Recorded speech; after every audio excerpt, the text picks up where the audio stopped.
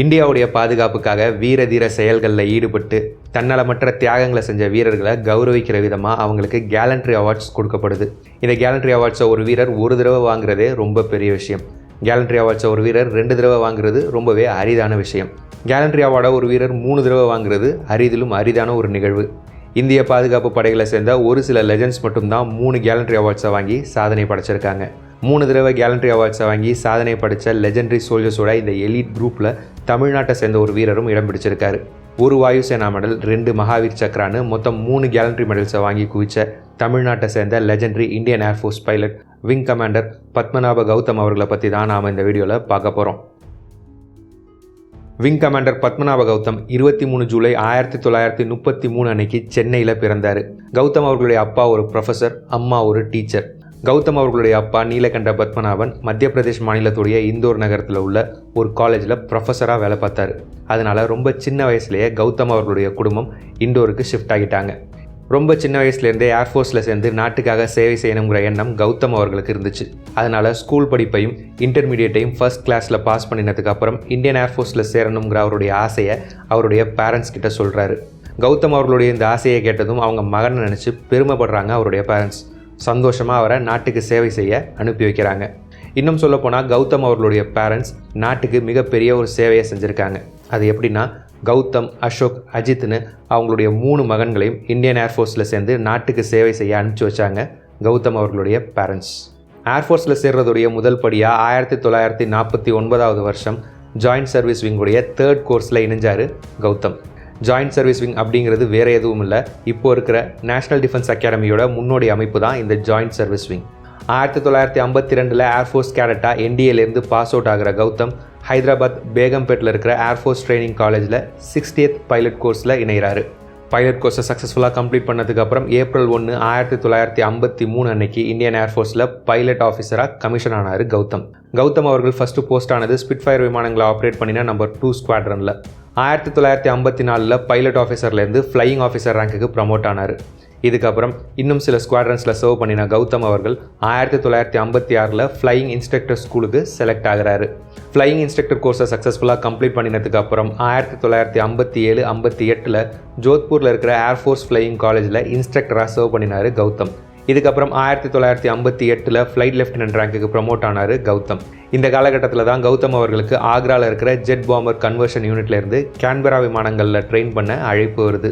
Canberra விமானங்களை operate பண்ணுற ட்ரைனிங்கை சக்ஸஸ்ஃபுல்லாக கம்ப்ளீட் பண்ணினதுக்கு அப்புறம் டஸ்கஸ்ங்கிற நிக்நேம் உள்ள நம்பர் 5 ஸ்குவாட்ரனில் போஸ்ட் ஆகிறாரு கௌதம். 1960களுடைய ஆரம்பத்தில் காங்கோவில் நடந்த மோதல்களை கட்டுப்பாட்டுக்குள்ளே கொண்டு வர ஐநா சபை சில ஆப்ரேஷன்ஸை நடத்தினாங்க. இந்த ஆப்ரேஷன்ஸில் இந்திய படைகளும் ஐநா சபை சார்பில் கலந்துக்கிட்டாங்க. ஐநா சபைக்காக நடந்த இந்த ஆப்ரேஷன்ஸில் கலந்துக்கிட்ட இந்திய படைகளில் ஃப்ளைட் லெஃப்டினன்ட் கௌதம் அவர்களும் இடம் பிடிச்சிருந்தார். நம்மளுடைய வீரர்கள் காங்கோக்கு போய் சேரும்போது யுஎன் ஃபோர்ஸஸ்க்கும் கட்டங்கீஸ் ஃபோர்ஸஸ்க்கும் நடுவில் மோதல் உச்சத்தில் இருந்தது. இந்த நிலைமையில் அக்டோபர் 6, 1961 அன்னைக்கு கட்டங்கீஸ் ஃபோர்ஸஸோட முக்கியத்துவம் வாய்ந்த கொல்வேசி ஏர்ஃபீல்டில் தாக்கி அழிக்கிறதுக்கான ஆர்டர் ஃப்ளைட் லெஃப்டினன்ட் கௌதம் அவர்களுக்கு கொடுக்கப்படுது. மோசமான வானிலைக்கும் எதிரிகளோட கடுமையான தாக்குதலுக்கும் நடுவில் அவருடைய டார்கெட்டை நோக்கி போகிற ஃப்ளைட் லெஃப்டினன்ட் கௌதம் அந்த ஏர்ஃபீல்டு மேலே குண்டு மழை பொழிகிறாரு. அந்த ஏர்ஃபீல்டை சுற்றி பல தடவை வட்டம் அடிக்கிற ஃப்ளைட் லெஃப்டினன்ட் கௌதம் அவருடைய துல்லியமான பாம்பிங் ஸ்கில்ஸ்னால கிட்டத்தட்ட அந்த ஏர்ஃபீல்டையே அழிச்சிடுறாரு. கட்டங்கீஸ் ஃபோர்ஸஸ்க்கு சொந்தமான ஃபோகா ஏர்க்ராஃப்ட் ஒன்று ஐநா தரைப்படைகளுக்கு மிகப்பெரிய தொல்லையாக இருந்துச்சு. பாம்பிங் ஆப்ரேஷனை சக்ஸஸ்ஃபுல்லாக செஞ்சு முடிச்சதுக்கப்புறம் அந்த ஃபோகா ஏர்க்ராஃப்டை தேடி போய் அதோட மோதலில் ஈடுபடுற ஃப்ளைட் லெஃப்டினன்ட் கௌதம் அந்த ஃபோகா ஏர்க்ராஃப்டை சுட்டு வீழ்த்துறாரு. இது மட்டும் இல்லாமல் தரையில் நிறுத்தி வைக்கப்பட்டிருந்த கட்டங்கீஸ் ஃபோர்ஸஸ்க்கு சொந்தமான இன்னும் 3 ஏர்க்ராஃப்ட்ஸையும் தாக்கி அழிச்சிட்டு அந்த பகுதியில் இருந்த எதிரிகளோட மற்ற டிஃபென்ஸ் இன்ஸ்டலேஷன்ஸையும் அழிக்கிறாரு flight lieutenant Gautam. Flight lieutenant Gautam அன்னைக்கு இதோட நிறுத்தலை. கொல்வேசி ஏர்ஃபீல்டில் எதிரிகளுக்கு பேரழிவை ஏற்படுத்தினதுக்கப்புறம் எலிசபெத் வைல் அப்படிங்கிற இடத்துக்கு போகிறாரு ஃப்ளைட் லெஃப்டினன்ட் கௌதம். அந்த இடத்துல நடந்துகிட்டு இருந்த மோதலில் ஐநா தரைப்படைகளுக்கு க்ளோஸ் ஏர் சப்போர்ட் கொடுத்து அவங்களுக்கு ஹெல்ப் பண்ணதுக்கு அப்புறம் தான் அவருடைய பேஸுக்கு திரும்ப போனார் கௌதம். காங்கோவில் நடந்த இந்த மிஷனில் வீரத்தோடையும் திறமையோடையும் செயல்பட்ட கௌதம் அவர்களை பாராட்டுற விதமாக அவருக்கு வாயுசேனா மெடல் வழங்கப்பட்டுச்சு. காங்கோவில் யுஎன் ஃபோர்ஸஸ்க்காக இன்னும் சில காலம் சர்வ் பண்ணினதுக்கு அப்புறம் இந்தியாவுக்கு திரும்ப வராரு flight lieutenant Gautam. 1964 flight lieutenant ரேங்க்லேருந்து ஸ்குவாட்ரன் லீடர் ரேங்க்குக்கு ப்ரமோட் ஆகிறாரு. நாடு திரும்பினதுக்கு அப்புறம் அவருடைய பாம்பிங் ஸ்கில்ஸை மற்ற பைலட்ஸுக்கு கற்றுக் கொடுக்குற விதமாக ஜெட் பாம்பர் கன்வர்ஷன் யூனிட்டோட கமாண்டிங் ஆஃபீஸராக போஸ்ட் செய்யப்பட்டார் ஸ்குவாட்ரன் லீடர் கௌதம். இந்த காலகட்டத்தில் அவரை மாதிரியே பல திறமையான பைலட்ஸை நாட்டுக்காக உருவாக்கி கொடுத்தாரு ஸ்குவாட்ரன் லீடர் கௌதம். 1965 காலகட்டத்தில் ஜெட் பாம்பர் கன்வர்ஷன் யூனிட்டில் ஸ்குவாட்ரன் லீடர் கௌதம் சர்வ் பண்ணிக்கிட்டு இருந்த டைமில் தான் இந்தியாவுக்கும் பாகிஸ்தானுக்கும் நடுவில் போர் ஏற்பட்டுச்சு. இந்த வாரில் பாகிஸ்தானோட பெஷாவர் ஏர்ஃபீல்டில் தாக்கி அழிக்கிற ஒரு டஃப்பான மிஷன் ஸ்குவாட்ரன் லீடர் கௌதம் அவர்களுடைய யூனிட்டுக்கு கொடுக்கப்பட்டுச்சு. பாகிஸ்தானோட இன்டர்செப்டர் ஏர்கிராஃப்ட்ஸை எல்லாம் தாண்டி பாகிஸ்தானுக்கு பல கிலோமீட்டர் உள்ளே போய் செய்ய வேண்டிய இந்த மிஷனோட லீட் பைலட்டாக செயல்பட்டார் ஸ்குவாட்ரன் லீடர் கௌதம். இந்த மிஷனில் டார்கெட் இண்டிகேட்டிங் பாம்ஸை வீசி டார்கெட்ஸை குறிக்கிற பொறுப்பை எடுத்துக்கிட்டாரு கௌதம். இந்த ஆப்ரேஷனோட சக்ஸஸும் ஃபெயிலியரும் ஸ்குவாட்ரன் லீடர் கௌதம் அவர்களுடைய கையில் தான் இருந்துச்சு. ஏன்னா கௌதம் அவர்கள் டார்கெட் இண்டிகேட்டிங் பாம்ஸை வீசி குறிச்சு வைக்கிற இடத்து மேலே தான் கௌதம் அவர்களுக்கு பின்னாடி வரப்போகிற பைலட்ஸ் அவங்களுடைய பாம்ஸை வீச போகிறாங்க. அதனால இந்த மிஷனில் கௌதம் அவர்களுடைய அக்யூரசி கொஞ்சம் குறைஞ்சாலும் பாம்ஸ் எல்லாம் டார்கெட்டை மிஸ் பண்ண அதிக வாய்ப்புகள் இருந்துச்சு. அவருடைய அக்யூரசிக்கு பெயர் போன ஸ்குவாட்ரன் லீடர் கௌதம் அவருக்கு கொடுக்கப்பட்ட இலக்குகளை எல்லாம் பின் பாயிண்ட் அக்யூரசியோட துல்லியமாக மார்க் பண்ணி வைக்கிறாரு. டார்கெட்ஸ் எல்லாம் ஏற்கனவே துல்லியமாக மார்க் செய்யப்பட்டிருந்ததுனால ஸ்குவாட்ரன் லீடர் கௌதம் அவர்களுக்கு பின்னாடி வந்த விமானிகள் எந்த பிரச்சனையும் இல்லாமல் குறிக்கப்பட்ட இலக்குகள் மேலே துல்லியமாக பாம்ஸை வீசி பெஷாவர் ஏர்ஃபீல்டையும் அதை சுற்றி இருந்த டார்கெட்ஸையும் அழிக்கிறாங்க.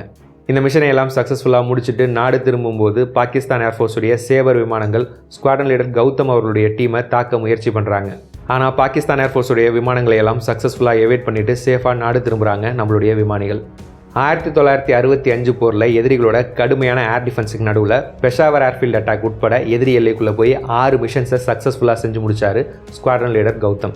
இந்த போரில் பல பாம்பிங் அட்டாக்ஸை சக்ஸஸ்ஃபுல்லாக லீட் பண்ணின ஸ்குவாட்ரன் லீடர் கௌதம் அவர்களுக்கு இந்திய பாதுகாப்பு படைகளுக்கு வழங்கப்படுற 2வது உயரிய விருதான மகாவீர் சக்ரா வழங்கப்பட்டுச்சு.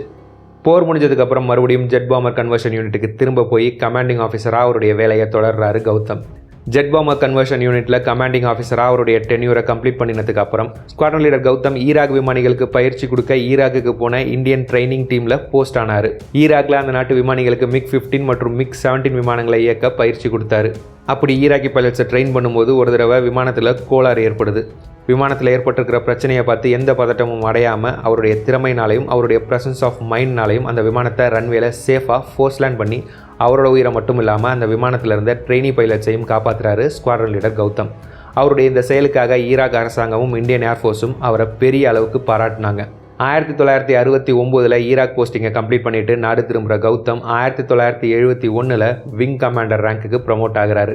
இதுக்கப்புறம் கோரக்பூரில் இருக்கிற பிளாக் கோப்ராஸ் அப்படிங்கிற நிக்நேம் உள்ள நம்பர் 16 ஸ்குவாட்ரனோட கமாண்டிங் ஆஃபீஸராக பொறுப்பேற்றுக்கிறாரு விங் கமாண்டர் கௌதம். இந்த யூனிட்டோட கமாண்டிங் ஆஃபீஸராக பொறுப்பு எடுத்துக்கிட்டதும் இந்த யூனிட்டை அஃபென்சிவ் ரெடினஸ்க்காக ப்ரிப்பேர் பண்ண ஆரம்பித்தார் விங் கமாண்டர் கௌதம். இந்த நிலைமையில் 1971 இந்தியாவுக்கும் பாகிஸ்தானுக்கும் நடுவில் மறுபடியும் போர் ஆரம்பிக்குது. இந்த போரில் விங் கமாண்டர் கௌதம் அவர்கள் கமாண்ட் பண்ணின நம்பர் 16 ஸ்குவாட்ரன் வெஸ்டர்ன் செக்டர் அதாவது பாகிஸ்தான் சைட், ஈஸ்டர்ன் செக்டர் அதாவது பங்களாதேஷ் சைடுன்னு 2 செக்டர்ஸ்லையும் போரில் ஈடுபட்டாங்க. பங்களாதேஷ் விடுதலைக்காக 1971 நடந்த போரில் 3 டிசம்பர் 1971 15 டிசம்பர் 1971 வரைக்குமான இந்த 13 நாட்களில் முக்கியத்துவம் வாய்ந்த 6 மிஷன்ஸில் பங்கெடுத்துக்கிட்டாரு விங் கமாண்டர் கௌதம். 1971 போரில் விங் கமாண்டர் கௌதம் அவர்கள் பங்கெடுத்துக்கிட்ட இந்த 6 மிஷன்ஸில் முதல் 3 மிஷன்ஸை வெஸ்டர்ன் செக்டர்லையும் அடுத்த 3 மிஷன்ஸை ஈஸ்டர்ன் செக்டர்லையும் செஞ்சார். 1971 போரில் அவருடைய முதல் மிஷனை டிசம்பர் 3ஆம் தேதி நைட்டுக்கும் 4ஆம் தேதி காலைக்கும் இடைப்பட்ட நேரத்தில் செஞ்சார் கௌதம். முதல் மிஷனில் பாகிஸ்தானோட மியான்வலி ஏர்ஃபீல்டு மேலே பாம்பிங் ஆப்ரேஷன்ஸை சக்ஸஸ்ஃபுல்லாக செஞ்சு அந்த ஏர்ஃபீல்டுக்கு பெரிய அளவிலான சேதத்தை ஏற்படுத்தினார். 1971 போரில் அவருடைய 2வது மிஷனை டிசம்பர் 4ஆம் தேதி நைட்டுக்கும் 5ஆம் தேதி காலைக்கும் இடைப்பட்ட நேரத்தில் செஞ்சார் விங் கமாண்டர் கௌதம். இந்த 2வது மிஷன்லையும் கௌதம் அவர்கள் மியான்வலி ஏர்ஃபீல்டை தான் தாக்குனார். ஆனால் இந்த 2வது மிஷனில் ரெகுலர் பாம்ஸுக்கு பதிலாக இந்தியன் ஏர்ஃபோர்ஸ் உருவாக்கின ஸ்பெஷல் பாம்ஸை பயன்படுத்தி தாக்குதல் நடத்தினார் விங் கமாண்டர் கௌதம். இந்த ஸ்பெஷல் பாம்ஸ் எதிர்பார்த்தபடியே மியான்வலி ஏர்ஃபீல்டுடைய ரன்வேக்கு மிகப்பெரிய சேதத்தை ஏற்படுத்துது. கௌதம் அவர்கள் ஏற்படுத்தின இந்த சேதத்தினால அடுத்த சில நாட்களுக்கு பாகிஸ்தானால் இந்த ஏர்ஃபீல்டை பயன்படுத்த முடியாத நிலைமை ஏற்பட்டுச்சு.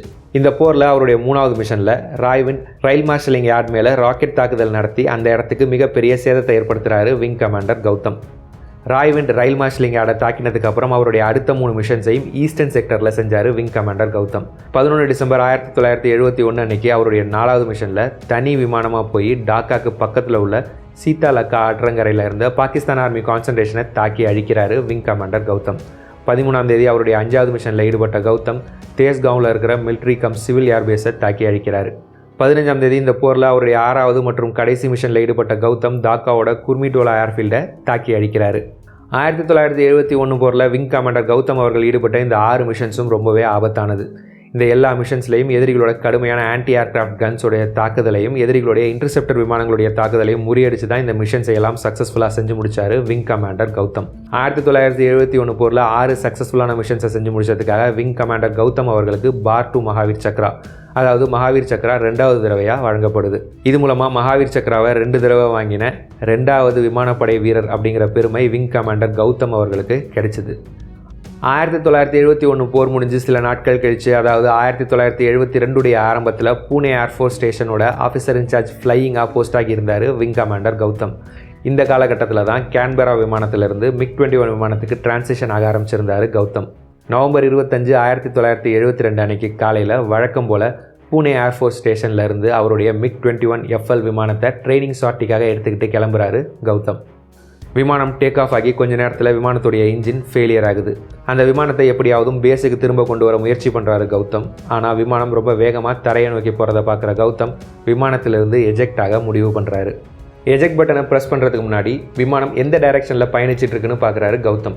அந்த விமானம் இப்போ போயிட்டுருக்கிற அந்த டைரெக்ஷனில் அவர் எஜெக்ட் ஆனார்னா, அவர் எஜெக்ட் ஆனதுக்கப்புறம் அதே டைரெக்ஷனில் ஆள் இல்லாமல் தொடர்ந்து பயணிக்கிற அந்த விமானம் அந்த டைரெக்ஷனில் இருக்கிற ஊருக்குள்ளே போய் விழும்னு கணிக்கிறாரு.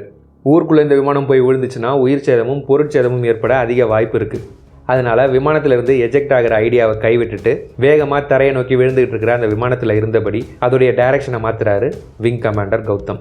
அந்த விமானத்தை சக்ஸஸ்ஃபுல்லாக ஆள் இல்லாத வயல்வெளி பக்கம் திசை திருப்பிடுறாரு.